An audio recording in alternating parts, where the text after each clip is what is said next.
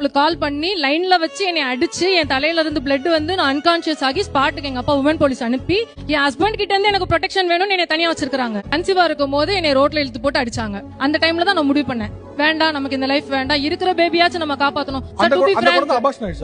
போய் அந்த பேபி நீங்க பாக்குற இந்த வீடியோல இருக்கிற பொண்ணோட நிலைமை என்ன ரொம்பவே ஹர்ட் பண்ணுச்சு. ஆனா அதையும் தாண்டி அந்த வீடியோ கீழே இருக்கிற கமெண்ட் பண்ணவங்களை நினைச்சு எனக்கு ரொம்பவே கோவம் தான் வந்துச்சுன்னு சொல்லணும். ஏன்னா எல்லாரும் கேட்ட கேள்வி என்னன்னா, ஒரு ஆம்பளை சும்மாலாம் அடிக்க மாட்டான், முதல் நீ என்ன பண்ண, நீ பண்ணதுனால தான் அவன் அடிச்சான் அப்படின்னு சொல்றாங்க. என்னங்க, ஒரு ரேப் நடந்தாலும் பொண்ணுங்களை தான் காரணமா சொல்றீங்க, ஒருத்தன் அடிச்சாலும் அடி வாங்குறதுக்கும் பொண்ணுங்களை தான் காரணமா சொல்றீங்க. உங்க வீட்டு பொண்ணுக்கு எப்படி நடந்தாலும் இதே மாதிரியான கேள்விதான் கேட்பீங்களா?